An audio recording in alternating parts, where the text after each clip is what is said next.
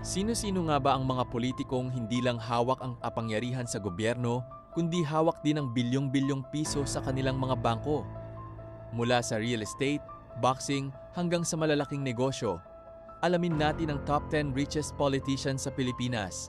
Panoorin hanggang dulo dahil baka magulat ka sa top 1. Top 10. Rosana Ria Vergara. Net worth, approximately 327 million piso. Nagsimula ang ating listahan sa dating kinatawan ng Nueva Ecija na si Rosana Vergara. Bago pa man pumasok sa politika, kilala na ang pamilya Vergara sa larangan ng power distribution at iba't ibang malalaking negosyo sa Luzon. Top 9. Lucy Torres Gomez. Net worth, approximately 335 million piso. Nasa pang-siyam na pwesto naman ang dating Leyte representative at mayor ng Ormoc City na si Lucy Torres Gomez. Bukod sa kanyang karera sa showbiz at politika, nagmula si Lucy sa mayaman at may-ari ng malalawak na lupain na pamilya sa Visayas. Top 8. Juan Pablo Bondoc. Net worth, approximately 426 million piso. Pangwalo ang dating Pampanga representative na si Juan Pablo Rimpi Bondoc. Nagmula sa kilalang pangpolitikang angkan sa Pampanga, malaking bahagi ng kanyang wealth ay nagmula sa real estate at pamilyang negosyo. Top 7. Yeda Marie Romualdez. Net worth, approximately 487 million piso. Pangpito ang Tingog Party List representative na si Yeda Marie Romualdez, asawa ni Speaker Martin Romualdez. Ang pamilya Romualdez ay kilala sa malalaking investment sa banking, media at iba't ibang korporasyon sa bansa. Top 6.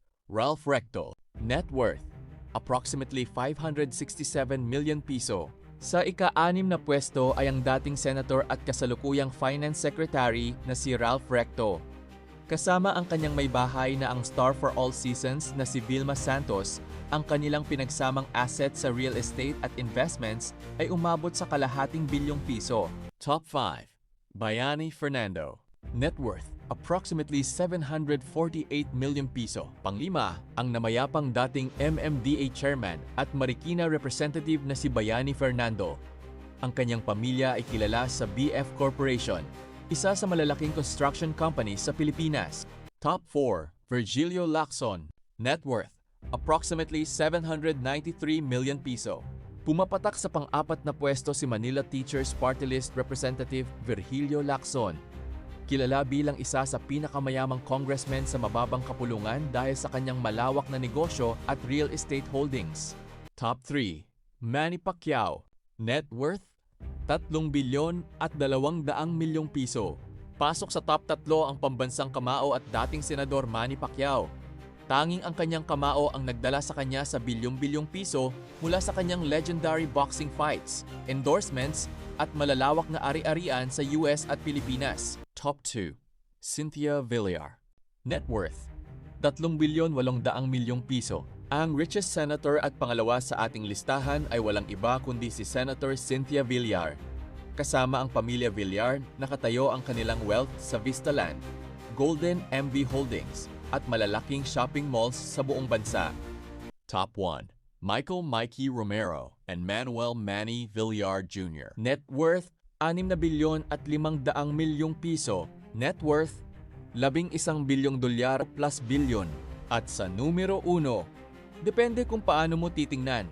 Sa aktibong kongreso, ang isa Pacman Party List representative na si Mikey Romero ang may pinakamataas na deklaradong SALN na humigit kumulang 6 na bilyon at 500 milyong piso mula sa port operations, aviation at mining. Pero kung overall politician, ang dating Senate President at presidential candidate na si Manny Villar Jr. ang undisputed number 1 na may net worth na mahigit 11 bilyong dolyar ayon sa Forbes list. Siya rin ang pinakamayamang tao sa buong Pilipinas.